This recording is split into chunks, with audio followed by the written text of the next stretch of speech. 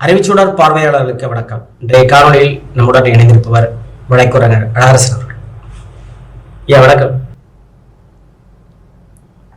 வணக்கம், மகிழ்ச்சி ஐயா. பிரதமர் திரு மோடி அவர்கள் மதுரைக்கு வந்துட்டு போயிருக்காரு. நிறைய பக்கமா பேசியிருக்காரு. உங்களுடைய பார்வை? மதுரைக்கு மோடி வந்தாரு, நிறைய பேசினாரு அப்படின்னு சொன்னீங்கல்ல, அதுல ஒரு சின்ன திருத்தம். நிறைய பொய் பேசினார், அதுதான். அவர் பேசல, நிறைய பொய் பேசினார். நான் முதல்ல அவர்கிட்ட நேரடியா இந்த தமிழ்நாட்டு குடிமகனா கேட்க விரும்புற ஒரு கேள்வி என்னன்னா, தமிழ்நாட்டுக்கு வந்திருக்கிறீங்க, ஓட்டு கேட்க வந்திருக்கிறீங்க, இருக்கிற திமுக சர்க்கார் சரியில்லைன்னு சொல்றீங்க, நாங்க தான் சரியா இருக்கோம், எங்களுக்கு ஓட்டு போடுங்கன்னு சொல்றீங்க. அதை கேட்கிற தகுதி உங்களுக்கு இருக்குதாங்கிறதுக்கு ஒரே ஒரு கேள்வியை நான் மோடி முன்னால வைக்க விரும்புறேன். என்னன்னா, தமிழ்நாட்டு மீனவர்களை தொடர்ந்து வாரம் பிடிச்சுக்கிட்டு போறான், இலங்கையில கொண்டு போய் சிறையில் அடைக்கிறான். கிட்டத்தட்ட 250 படகுகளுக்கு மேல பல 100 கோடி ரூபாய் மதிப்புள்ள இது அங்க இருக்கு. ஏன்னு கேட்க ஒரு நாதி இல்லை. இது மாநில சர்க்கார் அதிகாரம் கிடையாது. இலங்கைக்கு இதுக்கே ஒரு 10 நாளைக்கு முன்ன கூட 4500 கோடி ரூபாய் சலுகை பண்ணாரு மோடி. இந்தியா பணத்தை எடுத்து இலங்கைக்கு கொடுத்தாரு. ஆனால் அந்த இலங்கையில் வாடுகிற தமிழ்நாட்டு மீனவர்களை பற்றி ஒரு வார்த்தை இது வரைக்கும் அவரு வாயை திறந்ததே கிடையாது. இங்க என்ன சொல்றாரு, நான் திருப்பரங்குன்றத்துல விளக்கேத்துறேங்கிறது. நம்ம அவர்கிட்ட கேட்க விரும்புற ஒரு இது என்னன்னு கேட்டீங்கன்னா, இன்னும் கேட்டா இது ஒரு இயக்கமாவே மாறணும்னு நான் நினைக்கிறேன். ஏன்னா, இலங்கை சிறையில் வாடுகிற தமிழக மீனவர்களை விடுவித்து தமிழ்நாட்டுல கொண்டாந்து விட்டுட்டு அதுக்கப்புறம் நீங்க தமிழ்நாட்டுல காலடி வைங்க. அது வரைக்கும் தமிழ் மண்ணை மிதிக்காதீங்கிறேன். உங்களுக்கு அதுக்கு தகுதியே கிடையாது. தமிழ்நாட்டு மீனவர்களை இலங்கை சிறையில வாட விட்டுட்டு இங்க நீங்க என்ன எங்களுக்கு காரணங்கள் சொல்றது? இது தமிழ்நாட்டு மீனவர்களுடைய ஒற்றை குரலாக எழும்ப வேண்டும் என்பது என்னுடைய ஆசை. தமிழ்நாட்டு மீனவர்களை மீட்கும் வரை மோடியே தமிழ்நாட்டு மண்ணை மிதிக்காதே. தமிழ்நாட்டில் இருக்கிற ஒட்டுமொத்த மீனவர் சமூகமும் ஒற்றை குரலில் மோடியையும் பிஜேபியையும் பார்த்து குரல் எழுப்ப வேண்டும். ஆனால் இங்க இருக்கிற ஊடகங்களோ, இங்க இருக்கிற அந்த அணியில் இருக்கிற அரசியல்வாதிகளோ ஒருவரும் இந்த பிரச்சனையை எழுப்பவே இல்லை. இது எந்த விதத்தில் நியாயம்? தமிழ்நாட்டினுடைய ஓட்டு வேணும், ஆனா தமிழ்நாட்டு மக்கள் மீனவர்கள் நிம்மதியா வாழக்கூடாதுன்னு சொன்னா என்ன விதமான யோகிதை, என்ன அருகதை? இது இன்னும் கூடிய சீக்கிரம் ஒரு பெரிய இயக்கமாக இது மாற வேண்டும் என்பது என்னுடைய ஆசை. நேற்று மதுரை விஷயத்துல அவருக்கு நான் வைக்கக்கூடிய முதல் கேள்வி அதுதான்.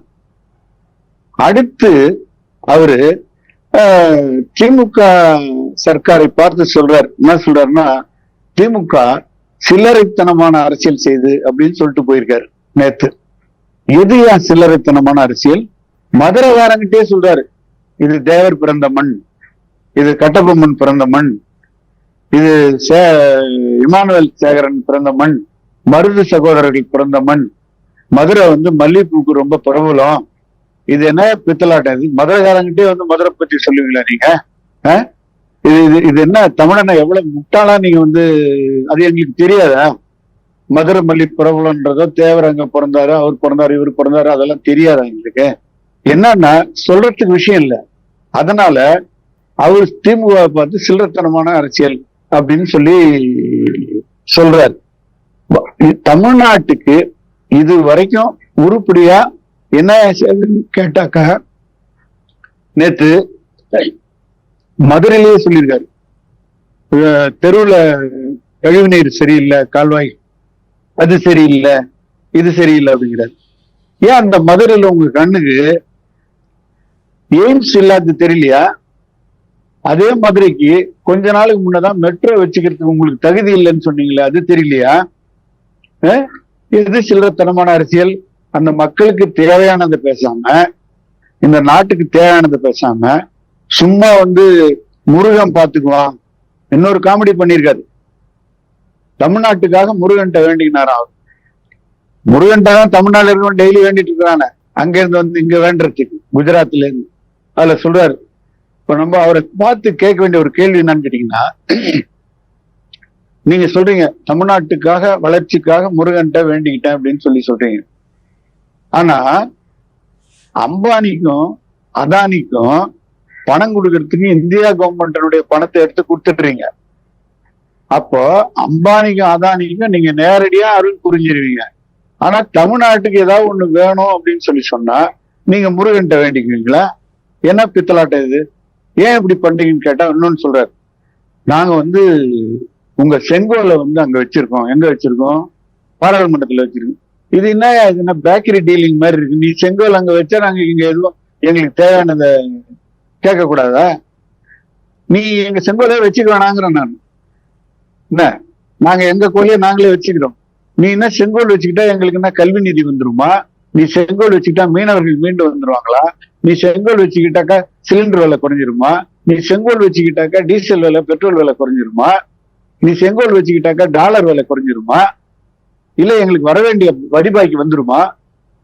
மனிதாபிமானமே இல்லாம ஒரு சர்க்கார் நடத்தக்கூடிய மோடி புயல் வெள்ளத்துல வந்து அவசரத்துக்கு ஹெலிகாப்டர், ராணுவ ஹெலிகாப்டர் கொடுத்தா அதுக்கு நம்ம கிட்ட வாடகை வாங்கிட்டு போறாரு.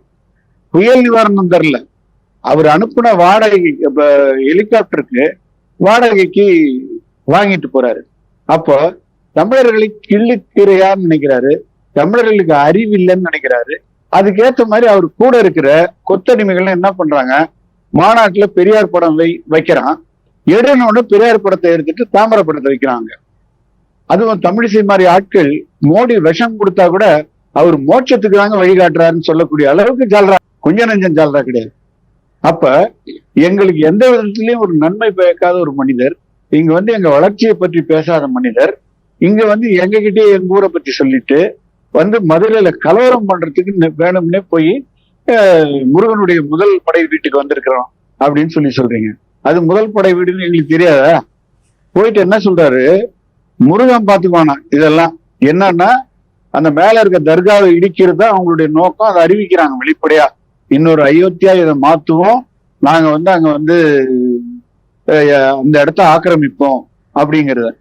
அதுக்கு இப்போ இடம் விடாம தமிழ்நாடு அரசு என்ன பண்ணுச்சு, திமுக அரசு சட்டம் ஒழுங்க மிக கடுமையா அந்த இடத்துல நிலைநிறுத்தி ஒரே ஒரு சொட்டு ரத்தம் கூட சிந்தாம பாத்துக்குச்சு. அது அவருக்கு பொறுக்கல. அதை வந்து சில்லறத்தனமான அரசியலுங்கிறாரு. அவர் சொல்ற அரசியல் பெருந்தன்மையான அரசியல். என்ன அரசியல்? அங்க எவனோ ஒருத்தன் எதுக்கோ செத்தான், அதை ஆராயணும்.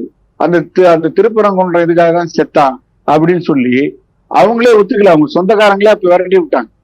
அந்த நேரத்துல இவங்க வந்து அது செய்தித்தாள்லாம் வந்தது. அந்த இறப்புக்கு இவங்க இந்து முன்னணி எல்லாம் போய் ஏதோ உரிமை கொண்டாட போன போது விரட்டி விட்டாங்க.